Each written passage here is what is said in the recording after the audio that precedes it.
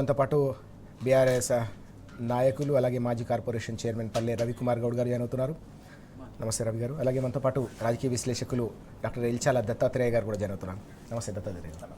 ముందుగా రవి గారు, మనం చూస్తూ ఉన్నాం నిన్న పెద్ద ఎత్తున నర్సంపేటలో ఉదయం నుంచి సాయంత్రం వరకు కూడా ఉద్రిక్త పరిస్థితులు నెలకొన్నాయి.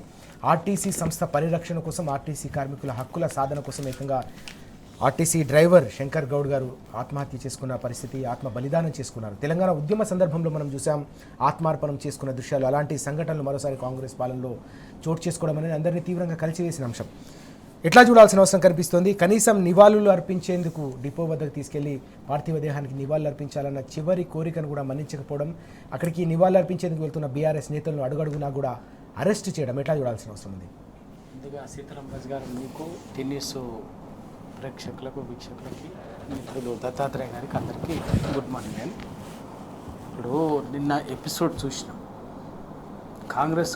కాంగ్రెస్ పార్టీకి అధికారంలో ఉన్నప్పుడు ఒక రకంగా మాట్లాడుతుంది, ప్రతిపక్షంలో ఉన్నప్పుడు ఒక రకంగా మాట్లాడుతుంది.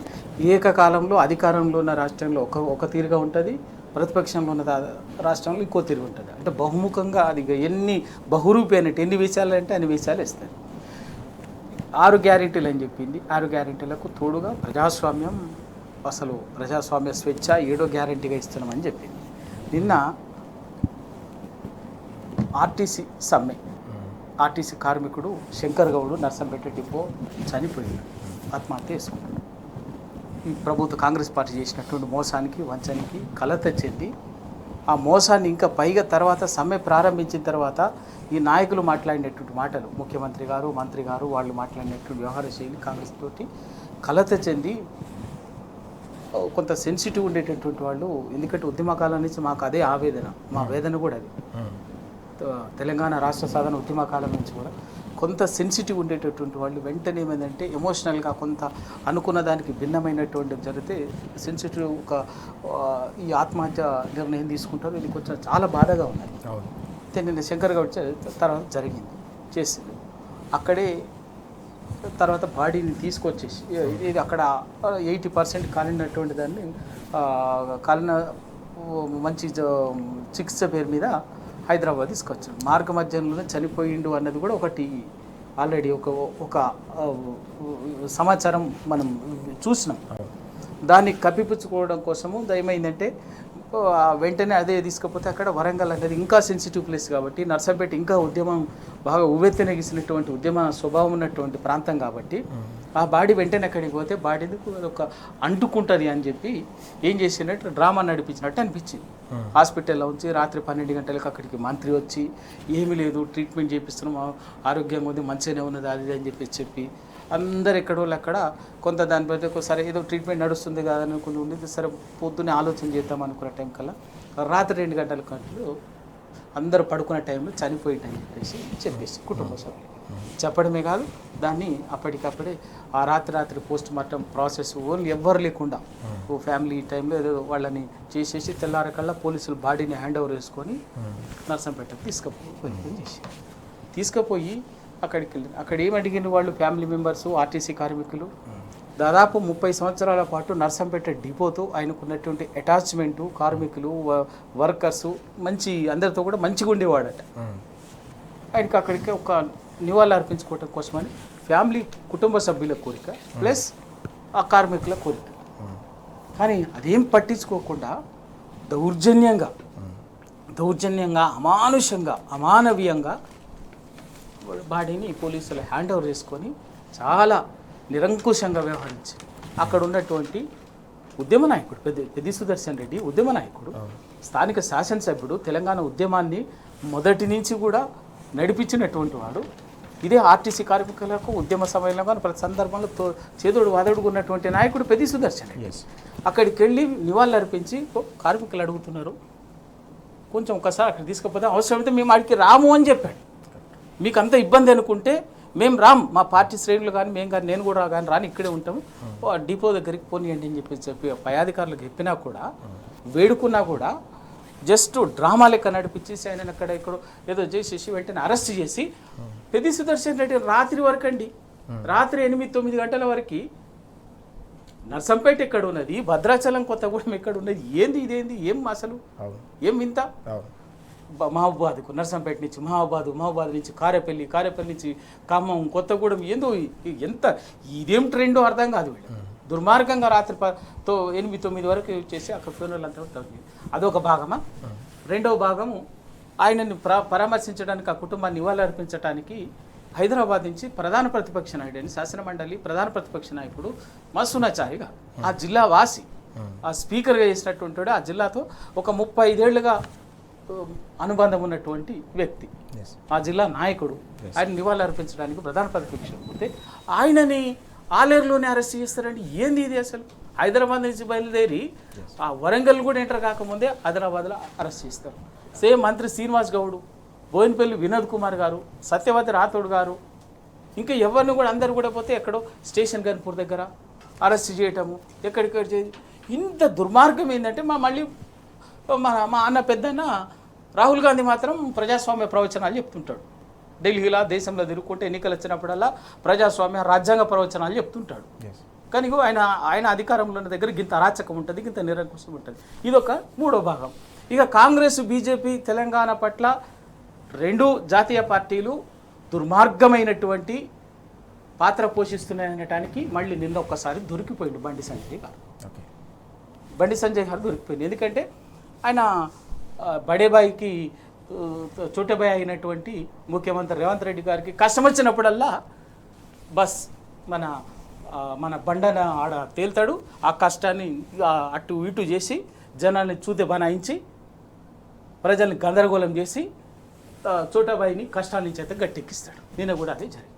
ఇంతమందిని ఆ జిల్లాకు సంబంధించినటువంటి శాసనమండలి ప్రధాన ప్రతిపక్ష నాయకుడు మధుసూదనాచారి గారిని, మాజీ మంత్రులని, ఎమ్మెల్యేలని, ఎంపీలని, బీఆర్ఎస్ నాయకులందరినేమో ఎక్కడికక్కడ 100 కిలోమీటర్ల దూరం అరెస్ట్ చేస్తారు, రాత్రి తిప్పుతుంటారు, అరాచకంగా వ్యవహరిస్తారు దౌర్జన్యంగా. కానీ బీజేపీ నాయకత్వానికి మాత్రం రెడ్ కార్పెట్ ఉంటుంది, అక్కడ చక్కగా రెడ్ కార్పెట్ ఉంటుంది. బండి సంజయ్ గారు అడిగి పోతారు. బండి సంజయ్ గారు అక్కడికి వచ్చేసరికి 100 మంది బీజేపీ శ్రేణులు అక్కడ ఎవరైతే శంకర్ గౌడ్ భౌతిక కాయం ఉన్నదో అక్కడ ఆ ఇంటి దగ్గర ఉంటుంది. వచ్చేస్తే డ్రామా ఉంటుంది, బాడీని వీళ్ళు హ్యాండ్ ఓవర్ చేసుకుంటారు. హ్యాండ్ ఓవర్ చేసుకొని రోడ్డు మీద ఎంత అమానవీయంగా అంటే నిన్న బీజేపీ నాయకులు చేసినటువంటి పని, కుటుంబ సభ్యులు ఆఖరికి దండం పెట్టి మా డాడీ, మా నాన్న, మా డెడ్ బాడీ ఇవ్వండి, మేము దహనం చేసుకుంటాం, దండం పెడతామని చెప్పే కాడికి రోడ్డు మీద అండి చాలా అమానవీయంగా. అంటే ఇక్కడ ఎంత దౌర్భాగ్యం అంటే చాలా స్పష్టంగా బీజేపీ కాంగ్రెస్ తెలంగాణ విషయంలో రెండు ఒక్కటే. ఢిల్లీలో కొట్టుకున్నట్టు చేస్తాయి, తెలంగాణకు వచ్చేసరికి మాత్రం ఇద్దరు కలిసి తెలంగాణ అస్తిత్వాన్ని, తెలంగాణని కబలించాలని చూస్తాయి. తెలంగాణ విషయంలో రెండు జాతీయ పార్టీలు బీఆర్ఎస్ని, కేసీఆర్ గారిని అవకాశం దొరికినప్పుడల్లా అప్రతిష్ట పరిపాలన చేస్తారు. చాలా స్పష్టంగా నిన్న కాంగ్రెస్ పార్టీ ఎంత కర్కశంగా వ్యవహరించిందో, ప్రభుత్వం, పోలీసులు ఎంత కర్కశంగా వ్యవహరించారో టీఆర్ఎస్ విషయంలో, టీఆర్ఎస్ నాయకత్వం విషయంలో కనీసం నివాళులు అర్పించడానికి ప్రతి ఉద్యమానికి బాసటగా నిలబడ్డది టీఆర్ఎస్ నాయకత్వం, ఉద్యమ నాయకత్వం. కానీ వాళ్ళు నివాళి అర్పించడానికి మాత్రం వీళ్లకు రావద్దు. కానీ వాళ్ళ కష్టం వచ్చింది కాబట్టి మళ్ళీ రైతులు, కార్మికులు, మిగతా వాళ్ళంతా ప్రజా సంఘాలంతా కూడా మరి ఎక్కడ బాడీని హ్యాండ్ ఓవర్ చేసుకొని కాంగ్రెస్ పార్టీని మళ్ళీ మెడలు వంచడానికి ఎక్కడ ఇంకేమైనా ఇబ్బంది అవుతుందో అని చెప్పేసి ఏం చేశాడు, వెంటనే రేవంత్ రెడ్డి గారి మిత్రుడు ఆపత్కాలంలో వచ్చేసి బండి సంజయ్ గారు ఆడ డ్రామా అంతా నడిపిస్తుంటారు, రక్తి కట్టిస్తుంటారు. దాన్ని పోలీసులు మంచిగా అంటే నిజంగా కూడా ఆయన చేసింది ఒక కేంద్ర హోంశాఖ సహాయ మంత్రి బండి సంజయ్ గారు వచ్చినప్పుడు నిజంగా ఏం చేయాలి, కార్మికులు ఏం అడుగుతున్నారు, ఆ కుటుంబ సభ్యులు ఏం అడుగుతున్నారు, దాన్ని ఒక పెద్దన్న పాత్రలాగా, ఒక ప్రభుత్వ పెద్దలాగా రాష్ట్ర ప్రభుత్వంతో మాట్లాడి ఆ డిమాండ్ అధికారులతో మాట్లాడి అక్కడికి 5 నిమిషాలు వాళ్ళు ఆ సమస్యని పరిష్కరించలేదు. కానీ అది పక్కకు పెట్టి ఒక సాధారణ కార్యకర్తలాగా, ఒక సాధారణ నాయకుడిలాగా డెడ్ బాడీని హ్యాండ్ ఓవర్ చేసుకొని గుంజుకుపోయి అదంతా ఈడ్చుకెళ్ళినట్టుగా చేసి ఇదంతా ఒక అమానవీయంగా, ఒక దుర్మార్గంగా ఇదంతా చేయడం ఏంటంటే ఏదో ఈయన ఆర్టీసీ కార్మికుల కోసం కొట్లాడినట్టు, రేవంత్ రెడ్డి ఈయనని లెక్క పెట్టనట్టు ఇదంతా డ్రామా స్క్రిప్టెడ్ ఓకే అటు వెల్ ఇన్ అడ్వాన్స్ ముందుగా ప్లాన్ చేసుకున్నట్టుగా వచ్చేసి అక్కడ అంతా కూడా అందరినీ కన్ఫ్యూజ్ చేసి నిజంగా కూడా అక్కడ స్థానికంగా ఉన్నటువంటి వాడు పెద్ది సుదర్శన్ రెడ్డి. ఎస్ పెద్ది సుదర్శన్ రెడ్డి ఆడ ఉద్యమంతో 25 ఏళ్ళ అనుబంధం ఉన్నటువంటి వాడు. ఇవాళటికి పొద్దున్న లేస్తే అక్కడ ప్రజలతో మమేకమైనటువంటి వాడు, నాయకుడు, ఉద్యమ నాయకుడు, మాజీ ఎమ్మెల్యే, ఇప్పటికీ నిరంతరంగా ఉన్నటువంటి వాడు. రాత్రి నుంచి కూడా అక్కడే ఉన్న సందర్భాన్ని మనం చూసాం. ఎంజీఎం హాస్పిటల్ కావచ్చు. మళ్ళీ ఎప్పుడైతే ఆత్మహత్య ప్రయత్నం జరిగిందో అప్పటి నుంచి ప్రతి క్షణం అక్కడ పెద్ది సుదర్శన్ రెడ్డి ఈ కార్మికులతోటి ఈ కుటుంబంతో ఉన్నటువంటి వాడు. మళ్ళీ బాడీ దగ్గరికి వచ్చేసరికి మాత్రం వెంటనే ఎందుకు అంటే మళ్ళీ బాడీని హ్యాండ్ ఓవర్ చేసుకొని మళ్ళీ ప్రభుత్వాన్ని ఇబ్బంది పెట్టేటటువంటిది ఇంకేదైనా చేస్తారేమని చెప్పేసి నిజంగా ప్రభుత్వం బీజేపీ కాంగ్రెస్ రెండు ఒక్కటేనని నిన్నటితోటి తేలిపోయింది. చాలా స్పష్టంగా తేలిపోయింది. ఈ ఇద్దరి డ్రామాలని తెలంగాణ సమాజం అర్థం చేసుకుంటుంది. నిజంగా కాంగ్రెస్ పార్టీకి నిజాయితీ ఉంటే, బీజేపీ పార్టీకి నిజాయితీ ఉంటే ఇదే సమస్య ఇంత దూరం ఎందుకు వచ్చింది? ఇవాళ ఆర్టీసీ సమ్మె పరిస్థితి ఎందుకు వచ్చింది? అదే విలీన ప్రక్రియ అనేది ఎప్పుడు అయిపోయింది కదా, 90% పూర్తి చేసి ఉండాలి కదా. రైట్ రవి గారు, దానిపై కూడా మనం డిస్కస్ చేద్దాం. మనం చూస్తున్నాం వాస్తవానికి కాంగ్రెస్ బీజేపీకి సంబంధించిన కుమ్మక్కు రాజకీయాలు నిన్న మరోసారి బయటపడ్డాయని చెప్పేసి రవి గారు తీవ్ర స్థాయిలో మండిపడుతున్న సందర్భం కనిపించింది. ఆర్టీసీ కార్మికుల కోసం ఆత్మ బలిదానం చేసుకున్న శంకర్ గౌడ్ గారి పేరు చిరస్థాయిగా నిలిచి ఉంటుంది. ఆయన ఆత్మ బలిదానంతో ప్రభుత్వం దిగివచ్చే పరిస్థితి వచ్చిందనే అంశాన్ని కూడా ప్రస్తావిస్తున్న పరిస్థితి కూడా మనం చూస్తూ ఉన్నాం. మరోవైపు బీఆర్ఎస్ నేతల్ని కనీసం చివరి చూపు చూసేందుకు నివాళులర్పించే అవకాశం కూడా కల్పించకపోవడం, ఎక్కడికక్కడ అక్రమంగా అరెస్ట్ చేయడం కూడా అత్యంత దారుణం, దుర్మార్గమైన చర్య అని రవి గారు మండిపడుతున్న విషయాలు కూడా మనం ఇప్పటివరకు చూసాం. దత్తాత్రేయ గారు, చాలా బాధాకరమైన దృశ్యాలు మనం చూసాం. 2 రోజుల నుంచి కూడా ఆర్టీసీ సమ్మె పెద్ద ఎత్తున రాష్ట్ర వ్యాప్తంగా కూడా తీవ్రమైన సంచలనం రేకెత్తించింది. ఏకంగా ఒక ఆర్టీసీ డ్రైవర్ ఆత్మ బలిదానం చేసుకున్నారు. మరో 3 కూడా ఆత్మ బలిదానాలు చేసుకునేందుకు ప్రయత్నించిన దయనీయమైన దృశ్యాలు తెలంగాణలో ఆవిష్కృతమయ్యాయి. నిన్న శంకర్ గౌడ్ గారి అంత్యక్రియల సందర్భంగా కనీసం నివాళులు అర్పించక అవకాశం కల్పించకపోవడం, ఆర్టీసీ డిపో వద్ద కావచ్చు, ఆర్టీసీ బస్టాండ్ వద్ద నర్సంపేటలో ఎట్లా చూడాల్సిన అవసరం ఉంది. అక్కడికి వెళ్తున్న బీఆర్ఎస్ నేతలను ఎక్కడికక్కడ అరెస్ట్ చేసి ఏకంగా బీజేపీ నేతలకు మాత్రం అక్కడ అనుమతించడాన్ని ఎట్లా చూడాల్సిన అవసరం ఉంది. అమరుడికి అమర్యాద అంటూ ఈరోజు పత్రికల్లో ప్రధానంగా వార్త కనిపిస్తూ ఉంది. ఎట్లా చూడాలి మొత్తం ఓవరాల్ ఇష్యూస్? గుడ్ మార్నింగ్ అండి రాజు గారు, మీకు ప్యానెల్ ఉన్నటువంటి పెద్దలు పల్లె రవికుమార్ గారికి, అలాగే టీవీఎస్ ప్రేక్షకులకు, యాజమాన్యానికి. తెలంగాణ రాష్ట్రంలో బీజేపీ ఎప్పుడు శవరాజకీయాలే చేస్తుంది. ఎందుకు శవరాజకీయాలు చేస్తుంది అంటా ఉన్నామంటే, వాళ్ళు అసలు పోరాటంలో ఉండరు. అంతిమ పోరాటం వస్తుంది, ఫలితం వస్తుంది అనే సమయంలో వచ్చి మొత్తం మేమే చేసినాం అన్నట్టుగా గప్పాలు కొట్టుకునే ప్రయత్నం చేస్తారు. ఇతరుల చేతులకు వెళ్ళి కూడా ఆ ఉద్యమాన్ని లాక్కునేటువంటి ప్రయత్నం చేస్తారు. నిన్న కూడా నర్సంపేటలో అదే జరిగింది. అమరుడు శంకర్ గౌడ్ గారి పార్థివ దేహానికి అంతిమ సంస్కారాలు చేసే ముందర ప్రభుత్వంతో నెగోషియేషన్స్ జరుగుతూ ఉన్నాయి. అక్కడ ప్రభుత్వము మేము చర్చలు జరుపుతామంటా ఉన్నారు.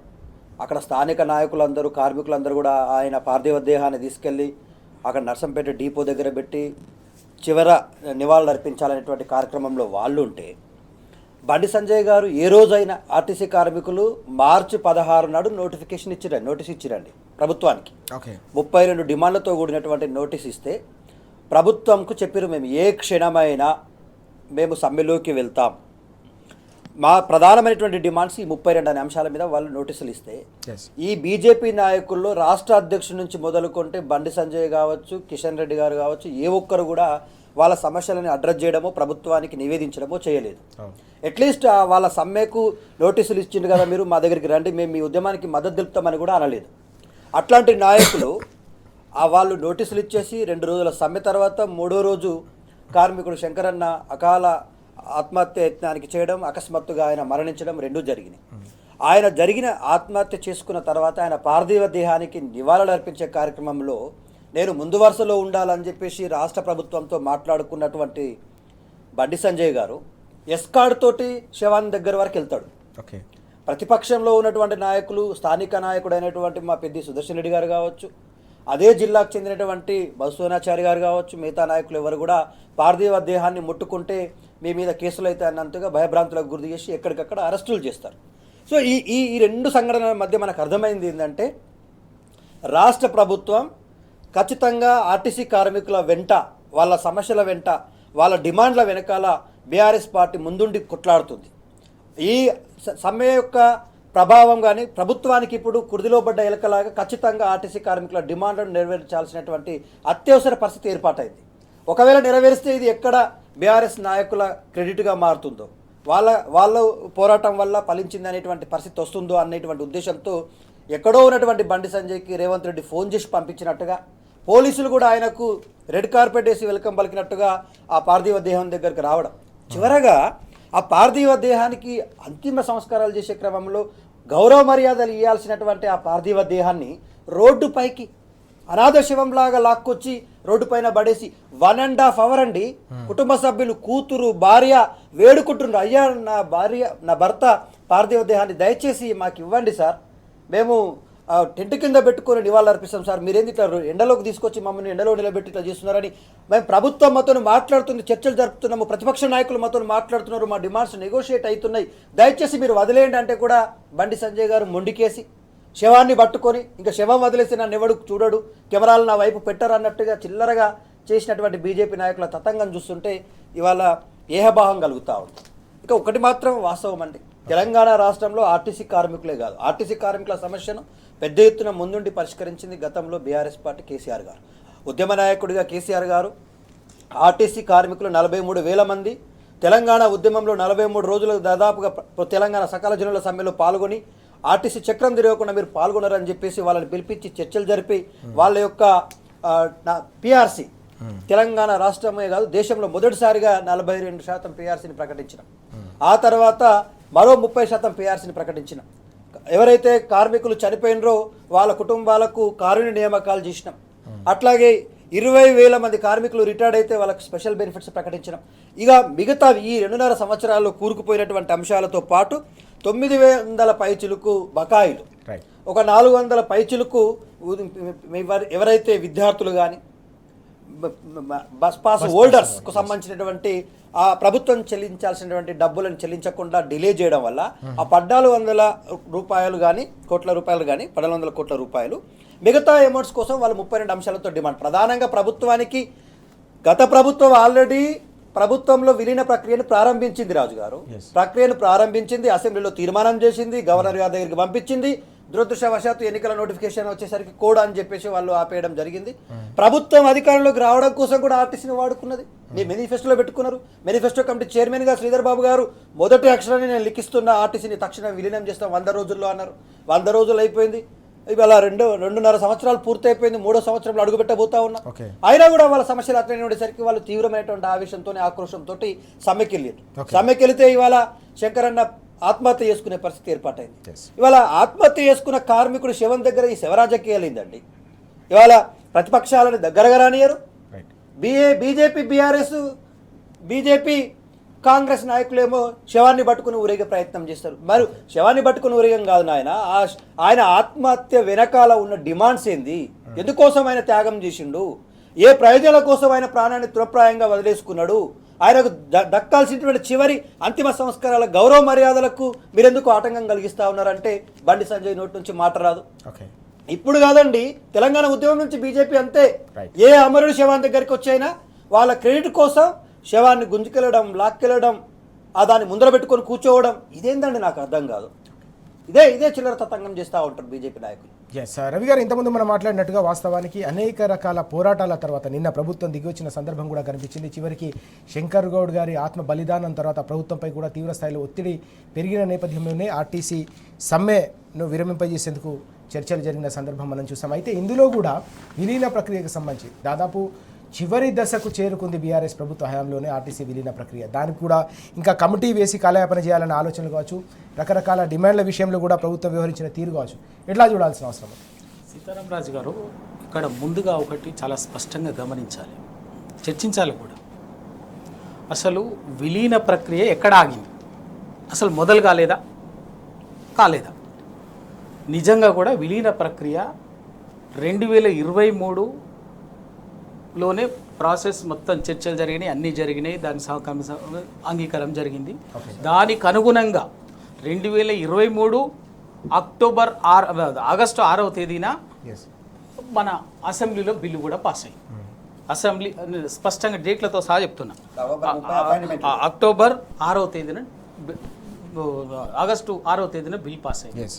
సెప్టెంబర్ 14వ తారీఖున గవర్నర్ ఆమోదించింది. గవర్నర్ కూడా సాధారణ పరిస్థితుల్లో ఆమోదించలే.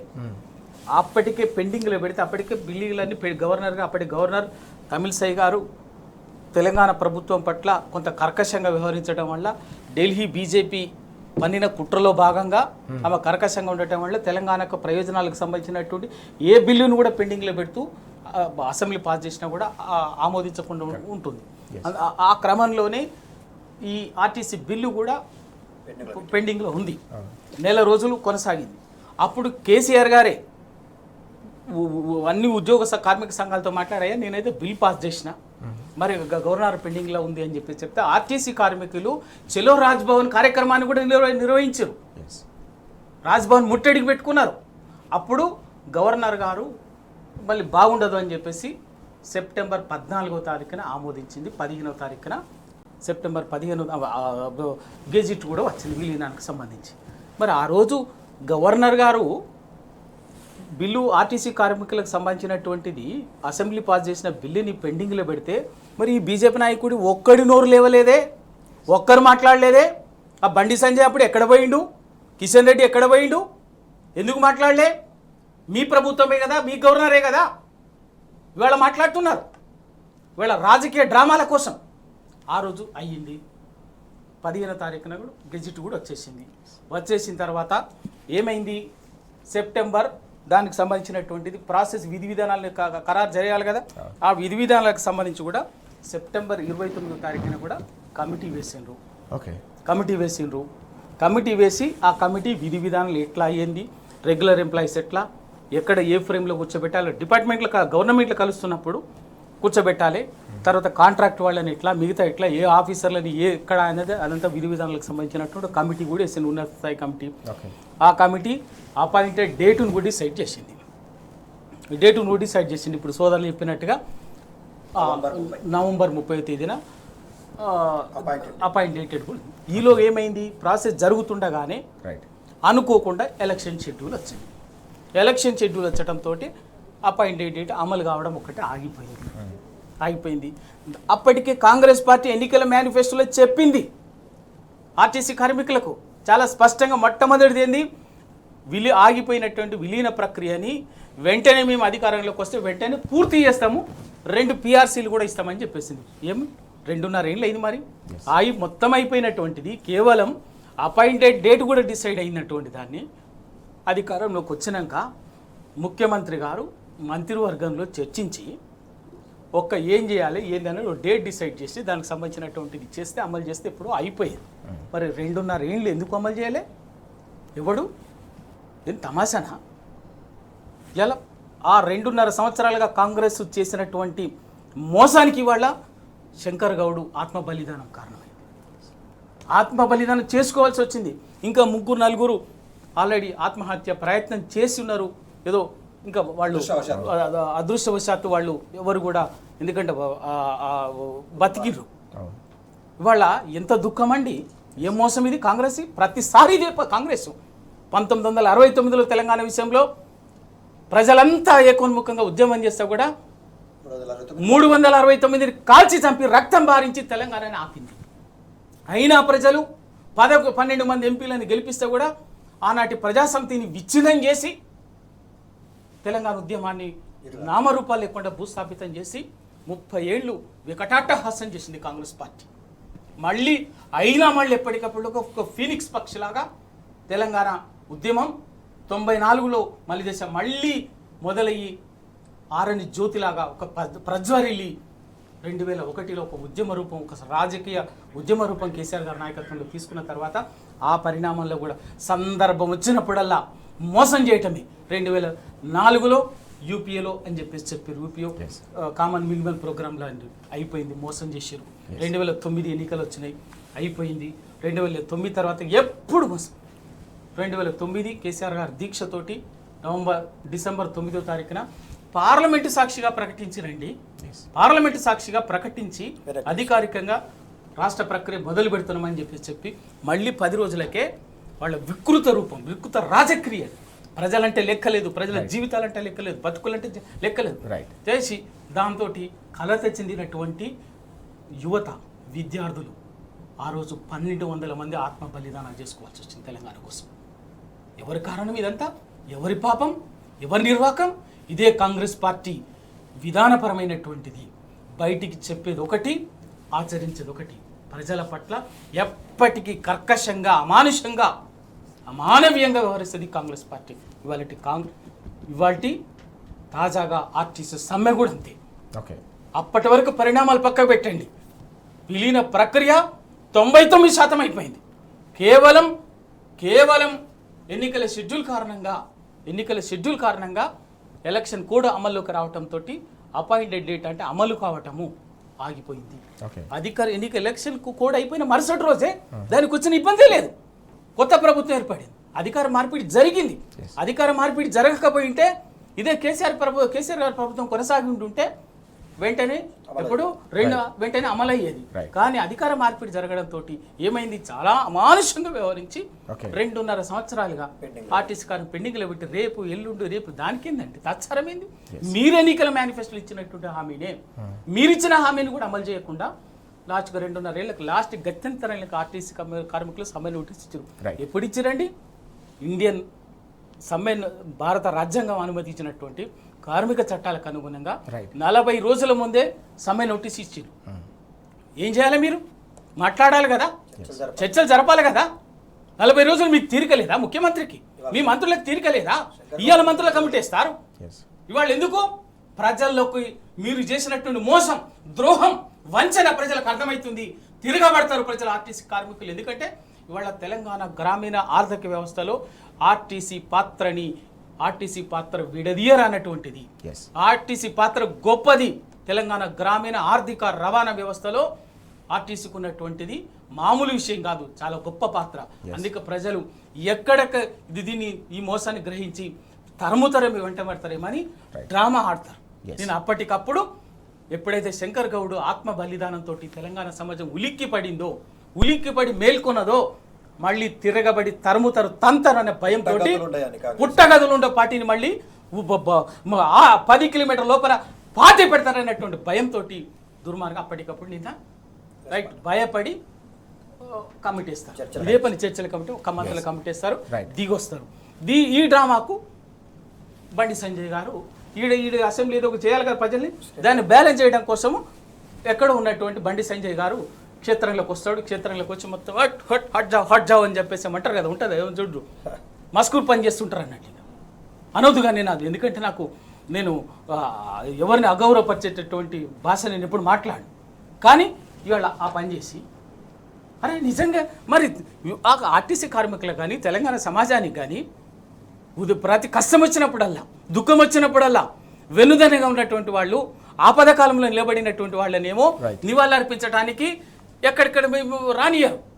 కానీ మీ డ్రామాల్ని రక్తి కట్టించేందుకు, మీ మోసాన్ని కప్పిపుచ్చేందుకు, ప్రజలని తప్పుదోవ పట్టించేందుకు ముఖ్యమంత్రి గారు బండి సంజయ్ గారు మాత్రం కలిసి డ్రామాలు ఆడతారు. 2 జాతీయ పార్టీలు తప్పనిసరిగా వీటన్నిటికీ మూల్యం చెల్లించుకోవాల్సి వస్తుంది. ఇవాళ ప్రజలన్నిటిని గమనిస్తున్నారు, దేని వదిలిపెట్టారు. ఎందుకు అంటే ఇవాళ ఆర్టీసీ మళ్ళీ ఇంకేంది, మళ్ళీ కమిటీ అట. ఇప్పటికి అన్ని అయిపోయినటువంటి దానికి మళ్ళీ కమిటీ ఏంది? వెంటనే నిర్ణయంగా అమలు చేయాలి కదా, అపాయింట్ పెట్టాలి కదా.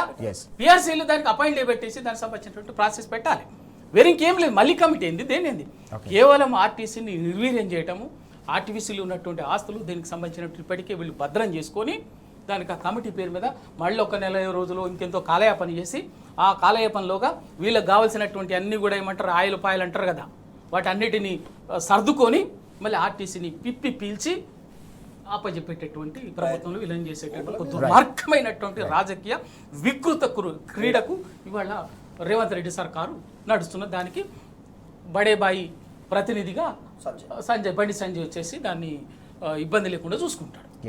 చాలా కీలకమైన అంశాలు మనం చూస్తా ఉన్నాం. మొత్తం మీద డ్రైవర్ అన్న శంకర్ గౌడ్ గారి ఆత్మ బలిదానంతో ప్రభుత్వం దిగిరాక తప్పని పరిస్థితి నెలకొందనే అంశాన్ని రవి గారు అలాగే దత్తాత్రేయ గారు కూడా స్పష్టంగా చెప్తున్న విషయాలు మనం చూస్తున్నాం. అయినప్పటికీ కూడా సమ్మె విరమణ నేపథ్యంలో ప్రభుత్వం పెట్టిన ఆంక్షలు కావచ్చు, కొర్రీలు ఏవైతే ఉన్నాయో ఇవి ఆర్టీసీని నిర్వీర్యం చేసే కుట్రలో భాగంగానే కనిపిస్తున్నాయనే అంశాన్ని కూడా వారు ప్రస్తావిస్తున్న పరిస్థితి కూడా మనకు కనిపిస్తోంది. కమిటీల పేరిట కాలయాపన చేయడం, పీఆర్సీ విషయంలో కూడా వ్యవహరిస్తున్న తీరు ఏదైతే ఉందో ఆర్టీసీ కార్మిక లోకం తప్పకుండా దీన్ని ప్రజాక్షేత్రంలో దీనికి మూల్యం ప్రభుత్వం చెల్లించుకోక తప్పదని హెచ్చరిస్తున్న పరిస్థితి కూడా మనకు కనిపిస్తుంది. దత్తాత్రేయ గారు మనం చూసాము ఆర్టీసీ కార్మికులకు సంబంధించిన నిరంతర పోరాటాలకు, అలాగే శంకర్ గౌడ్ గారి ఆత్మ బలిదానం తర్వాత ప్రభుత్వం దిగిరాక తప్పని పరిస్థితి కనిపించింది. తెలంగాణ ఉద్యమం సందర్భంగా కనిపించిన దృశ్యాలు, తెలంగాణ సమాజం అంతా కూడా ఉలిక్కిపడిన నేపథ్యం, సంఘీభావంగా నిలిపిన సందర్భం, బీఆర్ఎస్ కూడా పెద్ద ఎత్తున అండగా నిలిచిన సందర్భంలోనే ప్రభుత్వంపై తీవ్ర స్థాయిలో ఒత్తిడి పెరిగిన పరిస్థితి ఇంతకుముందు రవి గారు చెప్పినట్టుగా ఎట్లా చూడాల్సిన అవసరం ఉంది.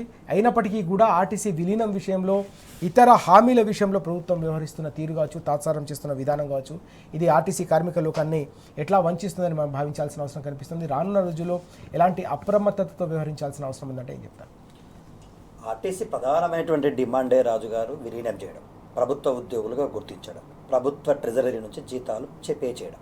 ప్రధానమైన 3 డిమాండ్లను పక్కన పెట్టి ఇవాళ రాష్ట్ర ప్రభుత్వం ఏమని చెప్తా ఉందంటే, శంకర్ గౌడ్ మరణించడం వల్ల అదో చర్చలకు పిలిచారే తప్ప, లేకపోతే వాళ్ళ మీద ప్రేమలతో పిలిచింది కాదు. నిజంగానే ప్రేమ ఉండి ఉంటే ఇవాళ వాళ్ళ సమ్మె వరకు కూడా వెళ్ళేది కాదు. సమ్మె వరకు వెళ్ళకపోయింటే శంకర్ గౌడ్ అనేటువంటి ప్రాణం మనకు దక్కి ఉండేది. సో ప్రభుత్వం తన అవకాశవాదాన్ని ఇక్కడ చూపిస్తూ ఉంది. ఆర్టీసీ కార్మికుల ప్రధానమైనటువంటి డిమాండ్లలో మేజర్ డిమాండ్, అతిపెద్ద డిమాండ్ ఒకటే, ప్రభుత్వంలో విలీనం చేయడం. కేసీఆర్ గారు ప్రక్రియ మొత్తం పూర్తి చేసి పెట్టారు. ప్రభుత్వం కేవలం అపాయింట్మెంట్ డే ప్రకటించేది మాత్రమే మిగిలి ఉంది. అపాయింట్మెంట్ డే ప్రకటించి ప్రభుత్వ ఉద్యోగులకు గుర్తించి, ప్రభుత్వ ఉద్యోగులకు ఏ విధంగానైతే తెలంగాణ ట్రెజరీ నుంచి జీతాలు పే చేస్తావో ఆ విధంగా వాళ్ళని జీతాలు పే చేయాలనేది ప్రధాన అంశం. రెండోది, తెలంగాణ రాష్ట్రంలో ఆర్టీసీ అతిపెద్ద సంస్థ. 43,000 పైచీలకు కార్మికులు దాంట్లో డ్రైవర్లుగా, తర్వాత కండక్టర్లుగా, మిగతా కార్మికులుగా పనిచేస్తూ ఉన్నారు. దాంట్లో 20,000 పైచీలకు రిటైర్డ్ అయ్యారు ఇప్పటి వరకు. 20,000 ఉద్యోగాలను డైరెక్ట్ రిక్రూట్మెంట్గా చేయమనేది వాళ్ళ ప్రధానమైనటువంటి డిమాండ్. దాంట్లో ఆర్టీసీ బస్సుల కొనుగోలు వ్యవహారం ఎంత ఒక నాటకీయంగా జరుగుతూ ఉంది అంటే, ముఖ్యమంత్రి రేవంత్ రెడ్డి గారు నేను 1,000,000 మంది మహిళలను కోటీశ్వరులను చేస్తా అన్నాడు. నిజంగానే ఈయన ఏమన్నా ప్రయత్నం చేసి ఒక 2-3 చేస్తారేమో అని పాపం తెలంగాణ సమాజం అంతా చూసింది. ఒక బస్సు ముందర 2-3 మహిళలను నిలబెట్టి, ఒక ప్లాస్టిక్ తాళం చేతులు వాళ్ళ దగ్గర పెట్టి ఫోటోలు దిగి, తర్వాత ఒరిజినల్ తాళం చేతులు అసలు సిసలైనటువంటి కాంట్రాక్టర్ల చేతులు పెట్టి బస్సులు తీసుకొని వెళ్ళిపోయారు. వాళ్ళు ఏ ఒక్క మహిళకు నువ్వు బస్ అప్పచెప్పింది లేదు, ఏ ఒక్క మహిళ కోటీశ్వరరాలు అయింది లేదు. తెలంగాణ రాష్ట్రంలో ఆర్టీసీ తోటే కాంగ్రెస్ పార్టీ బతుకుతుంది రాజుగారు. ఆర్టీసీని రాజకీయంగా వాడుకుంటుంది కాంగ్రెస్ పార్టీ. ఎందుకు? మేము మహాలక్ష్మి పథకం తీసుకొచ్చినాం, మహిళలందరికీ ఉచితంగా ఆర్టీసీ బస్సు ప్రయాణం ఇస్తున్నామని చెప్పినాం. నీ మీద ఎంత పెద్ద బాధ్యత ఉండాలా? ఆర్టీసీని కాపాడాల్సిన బాధ్యత నీ మీద ఉంది కదా. నువ్వేమంటున్నావు? 9,000 కోట్ల పైచీలకు మేము మహిళలకు మిగిలిచ్చినాం ఆర్టీసీలో ఉచితంగా ప్రయాణం చేయడం వల్ల అంటున్నాం. మరి 9,000 కోట్లు మిగిలించిన ఆర్టీసీకి, మహిళలని 9,000 కోట్ల లాభం చేసినటువంటి ఆర్టీసీకి నువ్వేం లాభం చేసినావయ్యా రేవంత్ రెడ్డి అంటే తెడ్డు చూపిస్తున్నావు. వాళ్ళకు పెండింగ్లో బిల్లులు పెట్టినావు, ప్రభుత్వ ఉద్యోగులు గుర్తిస్తలేవు, రిటైర్డ్ అయినటువంటి వాళ్ళ బెనిఫిట్స్ క్లియర్ చేస్తలేవు. ప్లస్ అక్యుపెన్సీ అండి, అసలు ఒక్కొక్క బస్సు డ్రైవరు చెప్తుంటే బాధ అనిపిస్తుంది. ప్రభుత్వ ఆధీనంలో ఉన్న 9,000 బస్సులని వాళ్ళు అక్యుపెన్సీ పెంచి 90% అక్యుపెన్సీతోని ఆర్టీసీని లాభాల బాట పట్టించారు. అట్లాంటి లాభాల బాటలో ఉన్న ఆర్టీసీని నువ్వు మహాలక్ష్మి పథకం తీసుకొచ్చి నష్టాల బాట పట్టించిన, మరి దాన్ని ఎక్కడ నువ్వు రీప్లేస్ చేసినావు? మహాలక్ష్మి పథకం వల్ల నీకు పేరు వచ్చింది. మహాలక్ష్మి పథకం వల్ల కాంగ్రెస్ పార్టీ డబ్బా కొట్టుకుంటుంది, మేము ఉచిత బస్సు ఇచ్చినామని. మరి ఉచిత బస్సుని కంటికి రెప్పలా కాపాడుకుంటూ మెంటల్ స్ట్రెస్ అవుతూ మహిళలు ఒకరినొకరు తిట్టుకుంటున్నా, ఆ తిట్ల పంచాయతీల పాపం కండక్టర్ల మీద దాడులు చేస్తూ ఉన్నా, వాళ్ళ మీద పనిభారం పెరిగింది, మెంటల్ స్ట్రెస్ పెరిగింది, ఫిజికల్ స్ట్రెస్ పెరిగింది, వాళ్ళకు నోట్ చేసుకోవడం అనేటువంటిది కూడా పెరిగిందట చాలా మంది చెప్తా ఉన్నారు. అయితే ఇట్లా 90% అక్యుపెన్సీతో పెంచుతున్నటువంటి ఆర్టీసీని వాళ్ళు ప్రధానంగా పెట్టిన డిమాండ్ ఒకటే, నీ ప్రభుత్వానికి మేము ఇంత పెద్ద ఎత్తున లాభం చేకూరుస్తుంటే మాకు చేస్తున్న బెనిఫిట్ ఏంది? తక్షణం మమ్మల్ని ప్రభుత్వ ఉద్యోగులకు గుర్తించాలి కదా, లేదు. మరి 11% పీఆర్సీకి సంబంధించిన మాట ఏందయ్యా అంటే, కమిటీ ఇస్తా, అది విడతల వారీగా ఇస్తా. ఒక్కసారి కూడా కాదట, ఆ 11% పీఆర్సీకి విడతల వారీగా ఇస్తా, దశల వారీగా ఇస్తా. డిప్యూటీ సీఎం గారి నేతృత్వంలో ఒక కమిటీ పనిచేస్తుంది. కమిటీ అంటే ఈ రాష్ట్రంలో ఏ సమస్యకైనా కూడా కాలాన్ని సాగదీయడం కోసం చేసేది అనేది ప్రజలందరికీ ఒక ఒపీనియన్ ఉంది. కమిటీ పేరు మీద కాలయాపన చేయడమే. ఈ రోజు కూడా తక్షణం ఎందుకు ఈ అంశాలను ఒప్పుకున్నాడు? Just because of Shankar Goud అనేటువంటి కార్మికుడు నికాస్ అయినటువంటి ఆర్టీసీ ఉద్యమం కోసం ప్రాణత్యాగం చేశాడు కాబట్టి ఒప్పుకున్నాడు. ఇక ఇందులో ఎక్కడ బీఆర్ఎస్ పార్టీ ఆర్టీసీ కార్మికులతో మమేకమైతే నా పప్పులు ఉడకాయి, నేను అడుగు తీసి అడుగు బయట పెట్టలేను. Okay. ఇంతకుముందు రవికుమార్ గారు చెప్పినట్టుగా ఆర్టీసీ అంటే గ్రామీణ ఆర్థిక వ్యవస్థతో ముడిపడినటువంటి అంశం. పూల అమ్ముకునేటోడు, పళ్ళ అమ్ముకునేటోడు, బట్టల షాప్లో పనిచేస్తుడు, మంగళ షాప్లో పనిచేసేటోళ్ళు, ప్రతి ఒక్క కార్మికుడు బస్సులో పోయి వస్తుంటారు. ఆ బస్సుతో అంత మమేకమైనటువంటి అనుబంధం ఉంటుంది. ఇవాళ బస్సులు బంద్ అయితే వాళ్ళందరి ఆర్థిక భారం పెరిగింది. ప్రైవేటు యజమానులు వందలలో తీసుకుంటున్నారు. టికెట్ల డబ్బులు, రేట్లు డబ్బులు అయినాయి, ట్రిపుల్ అయినాయి. కాబట్టి వాళ్ళందరూ ఒక్కసారి ఆ తిరుగుబాటు చేస్తే నా ఉనికి ప్రమాదం అవుతుంది నా భయానికి ఇది బీఆర్ఎస్కు క్రెడిట్ రావద్దు. బీఆర్ఎస్ నాయకులు ఎక్కడ కూడా ఆర్టీసీ కార్మికులతోని కనిపించకూడదు, గులాబీ కండువా ఉండకూడదు అనే ఉద్దేశంతో ఉక్కుపాదం మోపే ప్రయత్నం చేస్తే నువ్వు అనుకుంటే జరుగుతుందా? నీ కిరాయిదారుడు, నీ బడే బాయ్ చోటే బాయ్ దోస్త్ అయినటువంటి బండి సంజయ్ని తీసుకొచ్చి శివరాజకీయం చేస్తే తెలంగాణ ప్రజలు చూస్తూ కూర్చోరా? వాళ్ళు మీ నాటకం కనిపిస్తలేదా? మీ నాటకంలో ఎవరి పాత్ర ఎట్లా పోషిస్తున్నారు? ఎవరు పోషించమంటే బండి సంజయ్ వచ్చి వాళ్ళ శివరాజకీయం దగ్గర అటు పరిగెత్తుడు ఇటు పరిగెత్తుడు చేస్తా ఉన్నాడు. ఏ రోజైనా ఆర్టీసీ కార్మికుల కోసం ఒక్క రౌండ్ టేబుల్ సమావేశం పెట్టిండా బండి సంజయ్?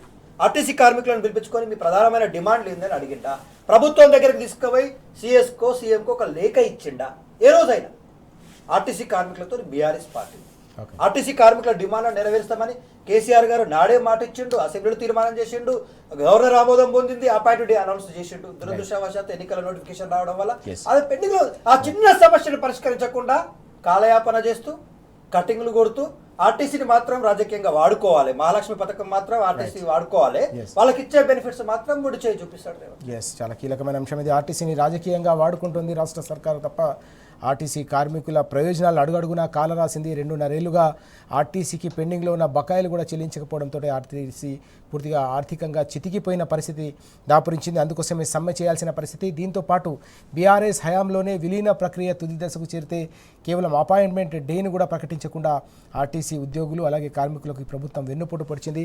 చివరికి శంకర్ గౌడ్ గారి ఆత్మ బలిదానంతో ప్రభుత్వం దిగి రావాల్సిన పరిస్థితి నెలకొంది. అయినప్పటికీ అనేక రకాల మెలికలు పెడుతున్న ప్రభుత్వ వైఖరిని తప్పకుండా ప్రజాక్షేత్రంలో ఎండగడతామని చెప్పేసి దత్తాత్రేయ గారు అలాగే రవి గారు కూడా స్పష్టం చేస్తున్న విషయాలు ఇప్పటివరకు మనం చూసాం. రవి గారు, మనం చూస్తా ఉన్నాం మరోవైపు ఆర్టీసీ కార్మికులు ఉద్యోగులు ఆందోళన బాట పట్టిన సందర్భం, మరోవైపు అన్నదాతలు కూడా అదే స్థాయిలో రోడ్డెక్కిన పరిస్థితి కూడా రాష్ట్రంలో కనిపిస్తుంది. మొక్కజొన్న రైతులు జొన్న కొనుగోలు పూర్తిగా నిలిచిపోయాయి. సున్నా ఎక్కడ కూడా కనీస కొనుగోలు జరపట్లేదనే ఆందోళన కనిపిస్తోంది. బీఆర్ఎస్ శ్రేణులంతా కూడా రైతుల పక్షాన అన్నదాతల పక్షాన పెద్ద ఎత్తున నిరసనలు హోరెత్తిస్తూ ఉన్నారు. బీఆర్ఎస్ వర్కింగ్ ప్రెసిడెంట్ కేటీఆర్ గారు కూడా ప్రభుత్వాన్ని సూటిగా నిలదీస్తున్న పరిస్థితి. ఇంత దుస్థితి నెలకొన్న ప్రభుత్వం ముఖ్యమంత్రి కనీసం స్పందించారా అని చెప్పి నిలదీస్తున్న పరిస్థితి కూడా మనకు కనిపిస్తుంది. ఎట్లా చూడాలి అన్నదాతలకు సంబంధించిన ఈ ఆందోళనలు అలాగే ఆక్రమణలు, వారి జరుగుతున్న అవమానాలను మనం ఎట్లా అర్థం చేసుకోవాల్సిన అవసరం? సీతారామరాజు గారు, జనరల్గా మార్చి ఏప్రిల్ మే జనరల్గా ఇదేదో ధాన్యం కొనుగోలు అన్నది చాలా ఇంపార్టెంట్ సబ్జెక్ట్ రాష్ట్రంలో. ఎప్పుడైనా ఏ సీజన్ అయినా ఇంపార్టెంట్. అది కొత్తగా అప్పటికప్పుడు కూడా ఏం యుద్ధ ప్రాతిపదికన చేసుకోవాల్సింది కూడా ముందే ప్లానింగ్ చేసుకొని చేయాలి. నిన్న సివిల్ సప్లైస్ మంత్రి ఉత్తమ్ కుమార్ రెడ్డి గారు చెప్పిన దాంట్లోనే ఏముంది, 8,500 ధాన్యం కొనుగోలు కేంద్రాలు ఏర్పాటు చేయాలట. ఇప్పటికి 5,000 ఏర్పాటు చేసినట్ట. ఇంకా వాళ్ళకి కానీ వాళ్ళ డొల్లతనం మోసమైందో బయట ఆయనే చెప్పిండు. ఆయన అధికారికంగా నిన్ననే మాట్లాడినటువంటిది. దీనికి సంబంధించి నిన్న క్యాబినెట్ సమావేశం జరుగుతుంది, దాంట్లో చర్చ జరుగుతుంది. ఇవాళ ప్రధానంగా ధాన్యం కొనుగోలు కేంద్రాలు అనేది ఉత్తగా ప్రజలు రైతాంగాన్ని కోసబెడుతున్నది. ముఖ్యంగా మొక్కజొన్న రైతులది ఒక రకమైన సమస్య, జొన్న రైతులది ఒక రకమైన సమస్య. మొక్కజొన్న రైతులేమో ఇప్పటికే కొంత కొనుగోలు మొదలుపెట్టిండ్రు అక్కడక్కడ నామమాత్రంగా. కానీ వాళ్లకు మొక్కజొన్న రైతులు మొత్తం ధాన్యం ఇక్కడ మన దగ్గర ఉన్నటువంటి పంట లెక్కలు తీస్తే దాదాపు 15 లక్షల ఎకరాలలో సాగైంది. ఒక 30 లక్షల మెట్రిక్ టన్నులు వస్తాయి. వస్తే దానికి ఎంత అవసరం వస్తుంది అంటే 7,500 కోట్ల దాకా అవసరం వస్తుంది. కానీ ప్రభుత్వం మాత్రము నిర్ణయించిన దాంట్లోనే 4,000 కోట్లకే బ్యాంక్ గ్యారంటీ కింద మార్కెట్కి ఇచ్చింది. అంటే మిగతాదంతా కూడా సగం వదిలేసినట్టే. ఎందుకు అంటే మార్కెట్లో మొక్కజొన్న రైతు మార్కెట్లో 1,500కు క్వింటాలు పోవట్లేదు. అదే అదే అదే మన ఇదైతేనేమో మద్దతు ధర 2,200 చిల్లర ఉన్నది. ఇక అంటే నీకు రైతులను వదిలేస్తే కొనుగోళ్ళలో చేయకపోతే మా ఓపెన్ మార్కెట్లో వాడు ఇక చేస్తే ఏం చేస్తే కర్మ కాలి ఎంతకు అంతకు అమ్మేసుకుంటాడు, అడ్డిపావుసేర అమ్మేసుకుంటాడు. ఒకటి ఇంకా జొన్న రైతుది అయితే గోస ఇంకో రకంగా ఉన్నది. జొన్న రైతుది ఇప్పటి వరకు దానికి సంబంధించిన నిర్ణయం కూడా తీసుకోలేదు. ముఖ్యమంత్రి ఆర్థిక శాఖ మొత్తం ఫైల్ చేసి ముఖ్యమంత్రి గారు దాన్ని ఎట్లా ఫైల్ పెండింగ్ పెట్టి కూర్చున్నారు. రైట్. ఒక 1000 కోట్లు ఇస్తే ఒక 1000 కోట్లు ఇస్తే జొన్న రైతులు అన్నది ఇవాళ దాదాపు 1500 కోట్లు అవసరం వస్తుంది. పంట ఇప్పుడు 4 లక్షల ఎకరాల విస్తీర్ణంలో వేసిండ్రు. ఒక 9 లక్షల టన్నుల అది పంట వచ్చింది జొన్న. కానీ ఇప్పటివరకు కొనాలా వద్దా అన్నది నిర్ణయం తీసుకోలేదు. ఎంత అన్యాయం అంటే ఒక 1000 కోట్లు ఇవ్వడానికి ఉంటుంది. వీళ్ళు మేము రైతు రాజ్యం రైతు సంక్షేమని సొల్లు కబుర్లు చెప్తారు. మోసం చేయటం రైతాన్ని ఆడుకుంటున్నారు, గోసపడుతున్నారు రైతాంగం. ఎస్ దత్తాత్రేయ గారు, వాస్తవానికి మనం చూస్తున్నాం ఓవైపు అన్నదాతల ఆందోళనలు కొనసాగుతున్నాయి, మరోవైపు ఆర్టీసీ కార్మికులకు సంబంధించిన నిరసనలు హోరెత్తిన సందర్భాన్ని మనం చూసాం. నిరుద్యోగులు కూడా పెద్ద ఎత్తున ఆందోళన బాట పడుతున్న పరిస్థితి. యావత్ తెలంగాణ అంతా కూడా ఒక ధర్నా చౌక్గా మారిందనే ఆవేదన, ఆందోళన అన్ని వర్గాల్లో కూడా వ్యక్తమవుతున్న ఈ అంశాన్ని మనం ఇట్లా చూడాలి. రాజుగారు, రేవంత్ రెడ్డి గారి కాంగ్రెస్ ప్రభుత్వం అధికారంలోకి రావడం కోసం అన్ని వర్గాలను మోసం చేసింది.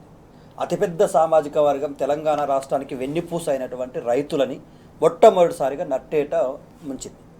వాళ్ళకు రైతు బంధు విషయంలో మోసం చేసింది, రైతు బీమా విషయంలో మోసం చేసింది. రైతు బీమాకి అసలు ఇవాళ సబ్సిడీ డబ్బులు కట్టకుండా ఎగేసింది. అంటే ఇప్పుడు రైతు బీమా, రైతు ఎవరైనా చనిపోతే ఇచ్చే 5 లక్షల రూపాయలు కేసీఆర్ గారు ఇంటికి పోయి భరోసానిచ్చి 5 లక్షలు ఇచ్చి ఆ కుటుంబానికి ధైర్యాన్ని ఇచ్చిన పథకానికి 0 నిధులు కేటాయించింది.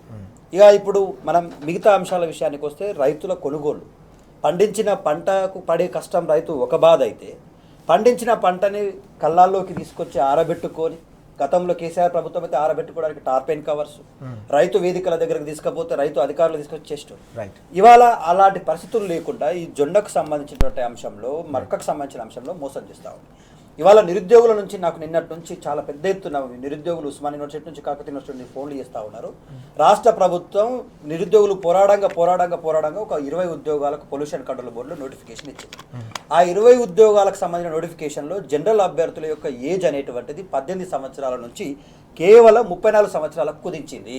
గతంలో కేసీఆర్ గారు 10 సంవత్సరాలు మీరు తెలంగాణ ఉద్యమం చేశారు, ఉద్యోగాలకు సంబంధించినటువంటి ఏజ్ రిలాక్సేషన్ విషయంలో మీకు గొప్పగా అవకాశం ఇస్తా అని చెప్పేసి 18 సంవత్సరాల నుంచి 44 సంవత్సరాల వరకు ఏజ్ రిలాక్సేషన్ ఇచ్చారు.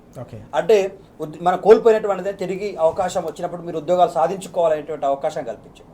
ఇవాళ ఆ 34 సంవత్సరాలు ఇవ్వడం వల్ల 10 సంవత్సరాల వయసు ఉన్నటువంటి వాళ్ళు ఇవాళ ఆ ఉద్యోగానికి అనర్హులుగా మారిపోయేటువంటి పరిస్థితి ఏర్పడైంది. ఇవాళ టీ న్యూస్ ద్వారా నేను రాష్ట్ర ప్రభుత్వాన్ని డిమాండ్ చేస్తా ఉన్నా, తక్షణం కేసీఆర్ గారు కొనసాగించినట్టుగా టీఎస్పీఎస్సీ నుంచి ఏ ప్రభుత్వ ఉద్యోగం నోటిఫికేషన్ వచ్చినా ఖచ్చితంగా 18 సంవత్సరాల నుంచి 34 సంవత్సరాల ఏజ్ రిలాక్సేషన్ ఇవ్వాల్సిందే. ఎస్సీ ఎస్టీలకు యాజ్ యూజువల్గా, ఎస్సీ ఎస్టీలకు అయితేనేమో 5 సంవత్సరాలు, బీసీలకు 3 సంవత్సరాలు, ఫిజికల్లీ ఛాలెంజ్డ్ పర్సన్స్కి 5 సంవత్సరాలు అదనంగా యాడ్ అవుతుంది. అది కొనసాగించాలని డిమాండ్ చేస్తూ ఉన్నాం రాజుగారు.